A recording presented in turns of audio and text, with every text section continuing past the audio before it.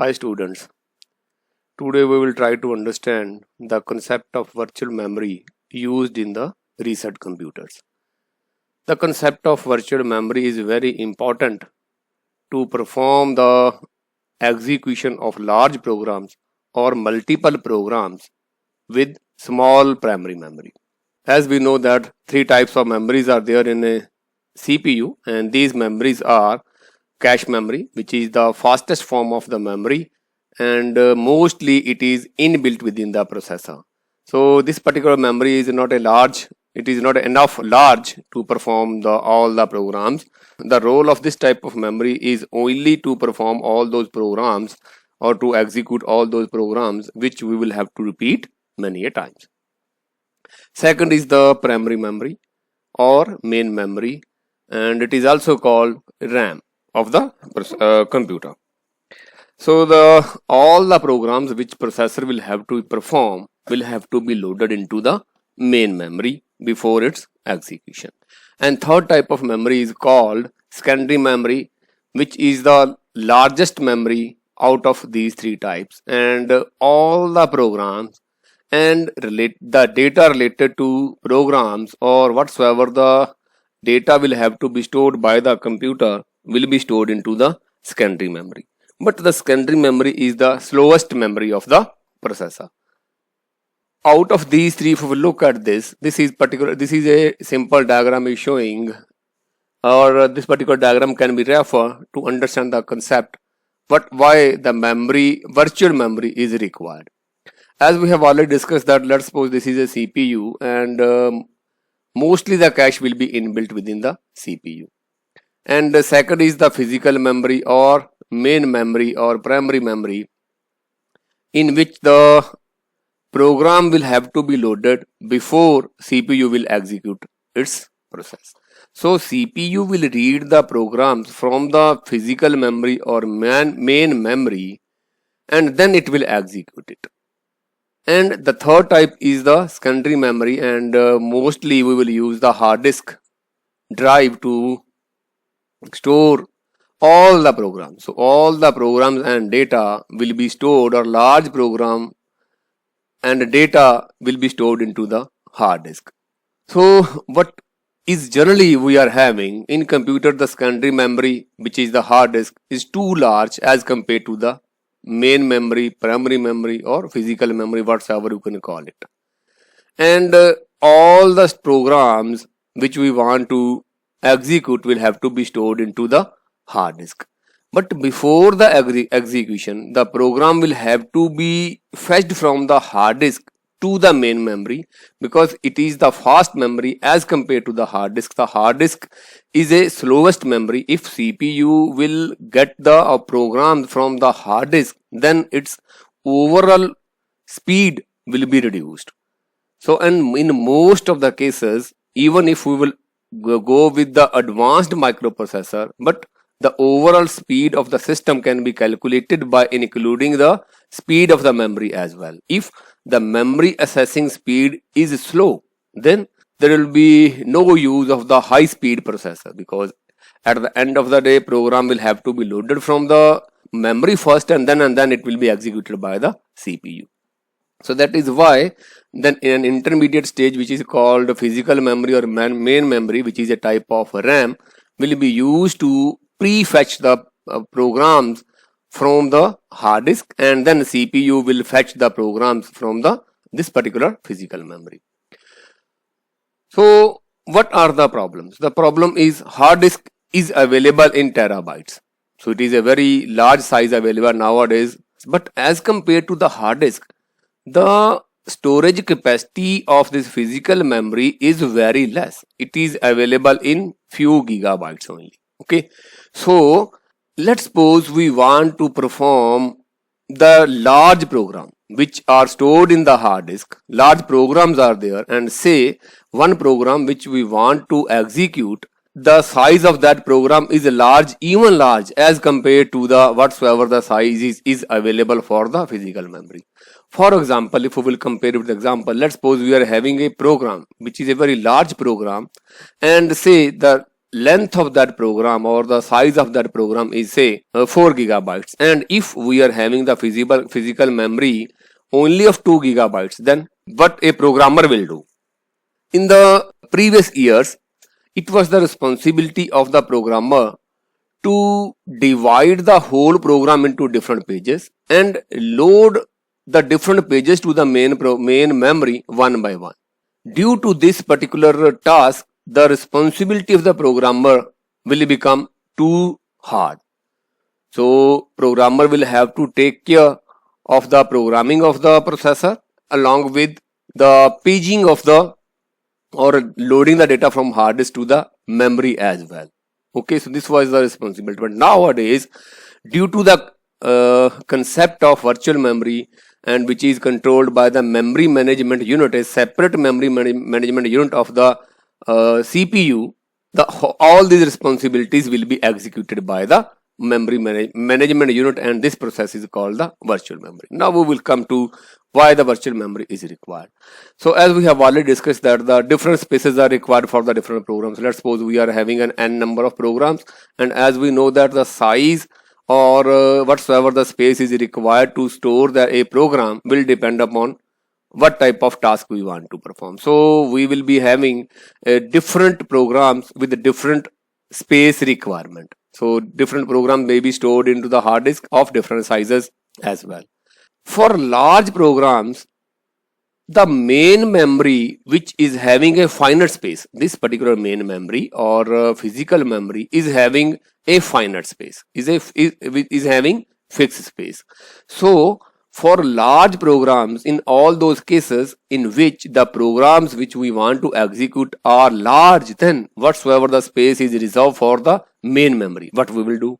If we will have to perform the multiple processes at the same time, say we want to execute 4 or 5 different programs at the same time, and then what we'll have to do? We will have to load all the programs from the hard disk to the main memory, and then processor can be used to perform the more than one processor at one time. Then what will we do? If the space required to load all the programs is large than whatsoever the space is in the main memory, what will we do? Therefore, the total memory required for all the processors either due to the one large program or due to the more than one processors, it required the large amount of memory, and it is difficult to allot the space to large program or multiple programs in the main memory. These are the difficulties, these are the problem, and these are the needs which will have to be overcome by the virtual memory. How the virtual memory will overcome such problems, and how the concept of virtual memory will be helpful to fulfill whatsoever the need we have discussed in this particular slide. I will try to explain the need and the concept of the virtual memory with an example. Say in your 5th semester, you are studying the 6 different courses, and to study or to prepare the course as per the course curriculum, you will have to refer, say, one book for one course. So nutshell, what you required, you will have to be used the 6 different books, at least 6 different books to prepare the contents of the 6 different courses. It is just similar. Let's suppose processor will have to perform more than one task for the multiple task. Naturally, 6 parallel programs are to be required, and those programs will have to be stored into the hard disk. It is just similar. Let's suppose you are having 6 books and your study table is not large enough to create a library for your 6 different courses. So what will you do? You will reserve one rack along with your study table, and you will place all the books on that particular rack. And on the study table, you will have to prepare the different topics, say. So one method is, whenever you require or whenever you will have to prepare, even if one topic, even if chapter 1 of course 1, you will have to pick the book from the rack and you will get that book and will come on the study table and then start studying. Or you will get the whole book. But to prepare one topic or one chapter, you are not going to read whole book.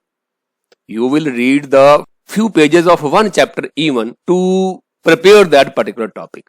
Okay, for one course. Similarly, if you will have to perform or if you will have to study more than one topics in a day, then every time you will have to go and pick the book, second book, then pick the third book, and whole book you will have to pick and will place on the study table. And assume that on the study table you are not having the enough space. You can place 6 different books, at least 6 different books on that particular study table. Then what will you do? Whatsoever the solution I am going to propose for this particular example, almost similar type of solution will be there for virtual memory. Okay, so what can I do?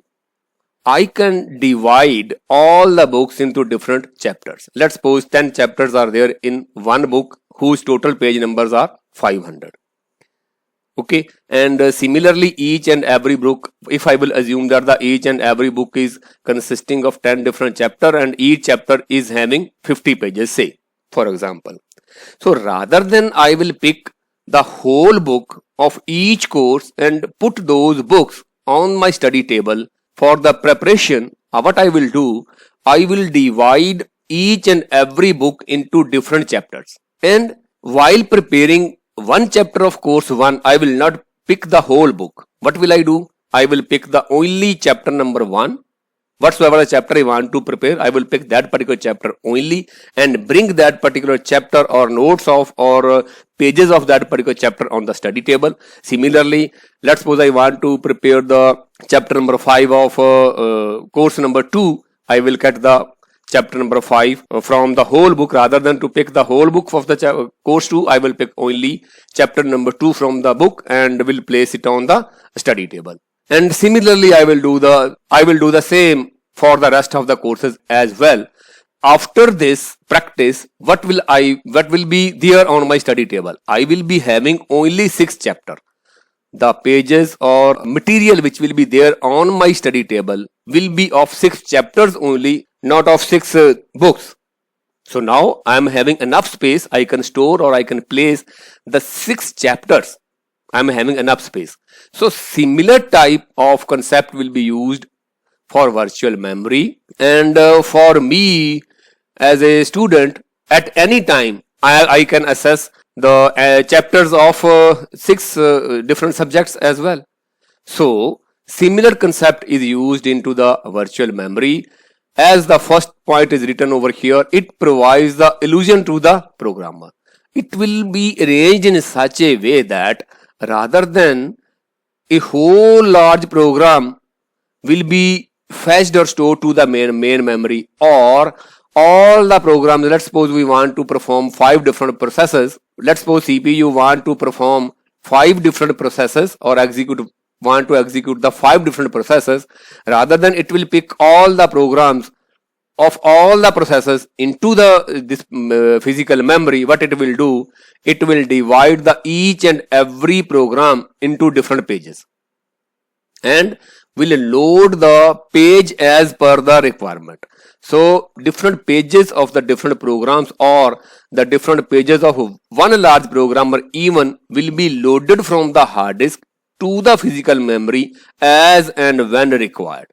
Because as we know that the processor is not going to execute the whole program at the same time. It will have to execute the program in instructions on similar way. An individual cannot study or read the whole book at the same time. Every individual will have to read the book page wise. It will start from let's suppose you want to start any course, you will start reading your book from page number 1, then move page number 2, 3, 4, 5, 6 and so on. Okay, so at one time you will study or you will read the contents of one page. So rather than we will pick the one page, we will pick the pages of one chapter in case of books. So similarly, the whole program will be divided into different pages or different segments, and the different pages and different segments related to or adjacent pages or adjacent segments will be loaded from the hard disk to the memory as per the need of the CPU. Let's suppose the CPU is working on page number 5, then what it will do, it will load the page number 4 and page number 6 along with page number 5. Okay, so these 3 pages will be enough for a processor to execute its smooth execution of the program, rather than to load all the 100 pages for that particular program and unnecessarily load the memory. Okay, so this concept is called virtual memory, and the virtual memory will do what? Will automatically loaded the data from the pages from the memory, and that particular pages will be loaded into the physical memory. Okay, so that is the meaning of the first line. It provides the illusion to the programmer. For the programmer, whatsoever the programmer want to execute will be executed, because this particular concept of virtual memory will automatically be loaded the different pages as and when required to execute that particular program. Okay, so as we have already discussed that the main memory have the finite number of frames, so the size of the main memory is a finite number of frames to use or execute the large or multiple programs. The whole program will be divided into different parts or pages or segments, as I have already discussed. And what it will do, the virtual memory, this particular virtual memory which will divide the different tasks into the different pages, and it generates the virtual address as and when CPU will have to access any page number or any page. What it will do, the CPU will generate the virtual address to the virtual memory, or sometimes it is also called the logical address. It is also called the logical address. So virtual address or logical addresses will be generated by the virtual memory, and this is called memory map. It is also called page table. It is also called map table. What is the role of the map table? The map table will use to map the page number with the frame number. This will be having from here the page number will be generated, and for the physical or main memory, different frames will be there in this particular, and here page number generated by the virtual memory through its virtual address will be matched with its equivalent frame number, and then accordingly the data will be accessed by the CPU. So we will try to discuss or will explain in the next slide in detail along with the example, then it will be more clear to you for the better understanding. Okay, so what VA is known as, the virtual address space is known as the paging of the file. So it is called what? All these addresses are called what? This is called virtual addresses. All these the addresses will be the virtual address, and this is called the paging file. So this will be the paging file. It will be there into the virtual memory. Okay, so whenever any processor requires the data from the main memory, will be accessed through the mapping of frames by page table. This is the page table, and the page number will be generated by the virtual memory, and the detail of what will be there in each and every page, we will discuss all these things in detail in the coming lecture. And then this page number will match its equivalent frame address, and then frame will be identified, and after the physical address will be generated, and then particular physical address will be responsible to read the data of the required memory. Okay, so this is the concept of virtual memory, in which rather than the whole program or a set of all the programs will be loaded to the main memory, the different programs will be divided into different pages, and data will be loaded in pages rather than whole programs. Okay, so certain technical terms are written over here. The process which is used to send the page, whatsoever the page a CPU you have already accessed, say let's suppose a page a CPU you have already accessed, then what it will do, this virtual memory or memory management unit will automatically send that particular page from main memory to the hard disk, so that particular space can be used for another page whichsoever will be loaded from the hard disk. So parallelly, whenever as per the need or as per the demand of the CPU, the new page will automatically be loaded from the hard disk to the main memory, and this process is called roll in, or sometimes it is also called swap in. The process which is used to load the page from the hard disk to the main memory is called roll in or swap in, or the process which is used to send the data from main memory to hard disk is called roll out or swap out.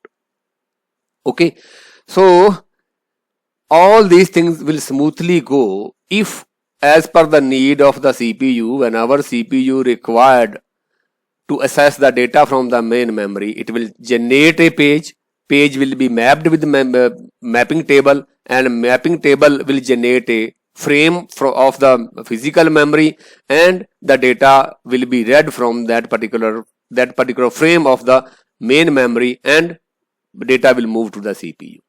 But what will happen if the required data, whatsoever the data is required by the CPU, will not be available in the physical memory? What will happen in that case? That particular thing is required the page fault, means that particular page is not available into the frame.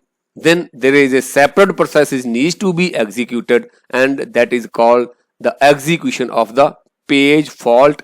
In that particular case, the role of the operating system will come into action, and then operating system will be responsible to get the required page from the hard disk, and that particular page will be loaded into the physical memory. And then after the loading of the page into the physical memory, then and then only CPU will be able to access that particular page. Okay, so this is called page fault. I will explain it with a different slide to explain what is the process of the page fault. Okay, so this is all about the virtual memory. What is the virtual memory? Now we will try to understand how the concept of virtual memory will be executed, its operation for any program.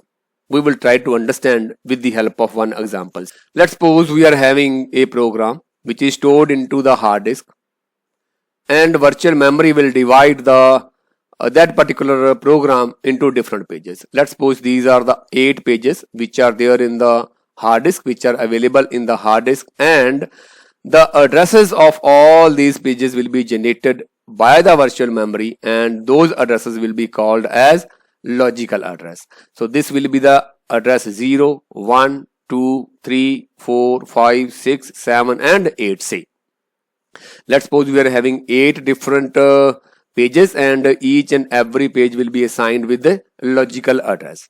Okay, from 0 to 7. Say, a memory map or page table used to map the page number with the frame number. Let's suppose this is a page table. As I have already told to you, this role of this page table is to map the page number with the frame number. These are the frame numbers, and these frame numbers are the frame numbers of this physical memory. So this physical memory is assigned, whatsoever the address will be assigned to the physical memory, that is called the frame number. That is called frame number. So this is the frame number 0, 1, 2, 3, 4, 5 up to 15. Say 0 to 15, 16 frames are say allotted to the physical memory. Now what will happen actually? So whenever CPU want to access any data from the main memory, then CPU will send what? Logical address, or it is also called virtual memory address. So a logical address will be sent by the virtual memory as per the need of the CPU, and that particular logical address is having 2 parts. One is called page index and another is called offset bits. The number of bits for the page index will vary CPU to CPU, and offset bits will be 12 bits, and if we will go with the paging, then these bits will be 12 bits. Okay, so something like that. Let's suppose this is the logical address.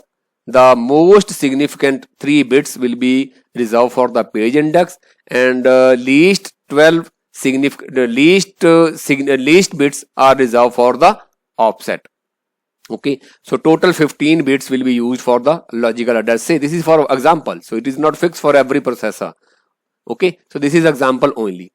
So what will be the role of the page index? The page index is used to identify the address location of the page. So it will use to do what? It is used to identify the address location. So let's suppose this is 0. Say this is 0. So if A0 is the logical address of a page, say page A is there, then it will be the first 3 bits used to identify the page number. So let's suppose this is the page number 0. Say if this address of this particular page is say 1, then it will be for this. This will be the space reserved for that in the page table. Similarly for C, it is 2 and so on. And what offset will do? Offset is used to identify the required location within the page. So let's suppose this is the page, whatsoever the out of this page, whatsoever the data, which memory location we want to read, those 12 bits are used to represent the address of that particular page. As I given one example, say we want to get a chapter number 2 of subject number 3, say. It is just similar to we want to get a page number 3 of say subject number 2. So this will be the page number. And out of those chapter, which page we want to actually access, that will be identified by the offset. Okay, so to these 12 bits will represent the actual page number of that particular chapter. So similarly,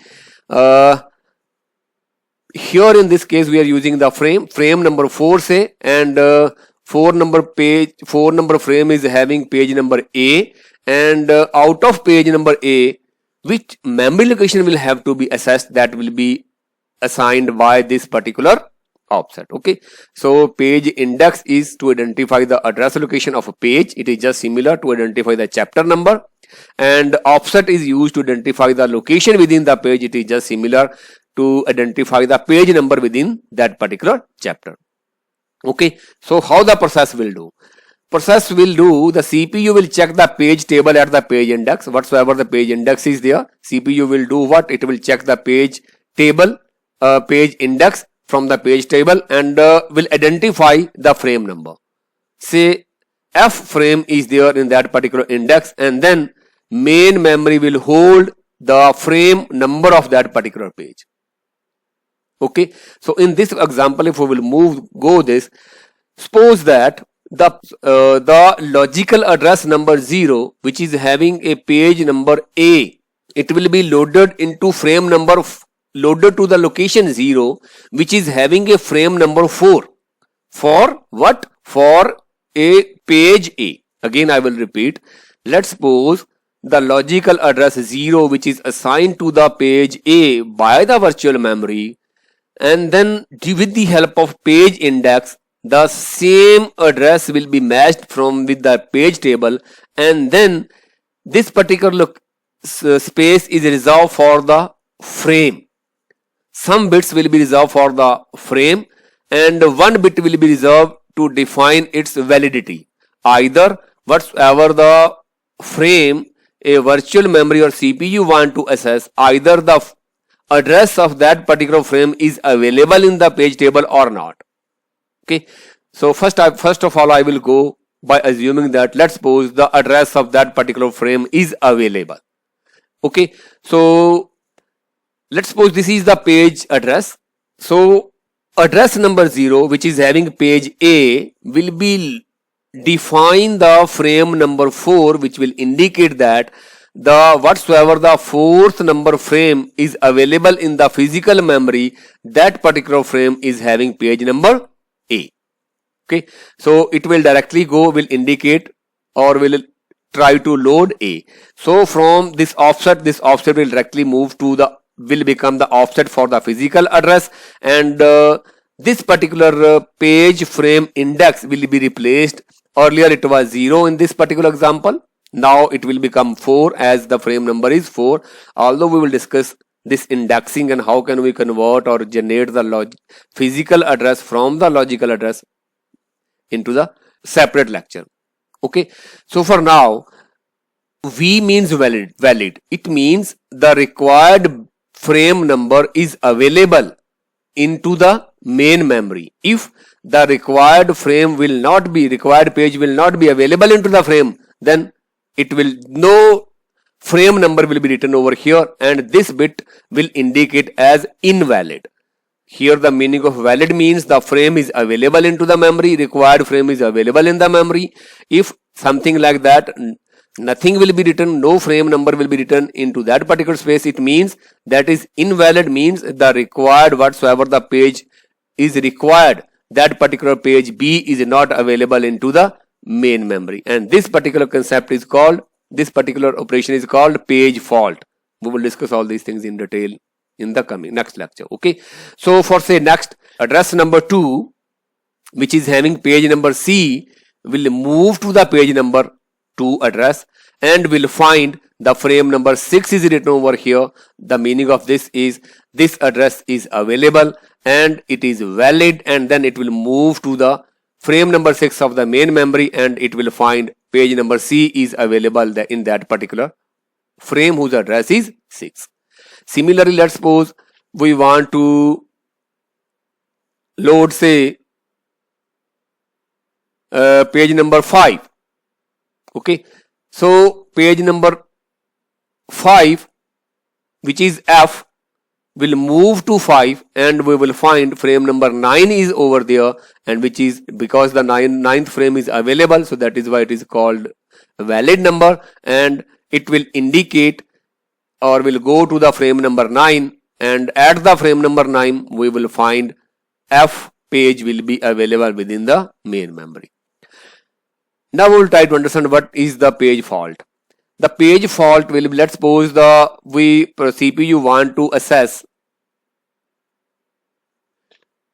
4th page or 4th address which is having page D, and then what it will do, this 4 will go to this 4th address, and at the 4th address no frame address is written over here, so at the same time you will find one bit which is written as I, that is called invalid. Sometime it is also called 1 and 0. 1 means frame number available, 0 means no frame number is available. It is just similar to valid and invalid bit. So if the processor will find that the bit is not available, invalid or 0, it means now the required page is not available within the physical memory or main memory. It need to be fetched first of all from the hard disk to the main memory, and then only CPU can access that particular page, and this particular process is called page fault. So to get the data from the hard disk for the page fault, operating system will have to perform some steps. We will discuss all these steps in the next lecture. Okay, so that is all. What is the concept of the virtual memory, what is the need of the virtual memory, and how a virtual memory will perform its operation with the help of one example. Thank you.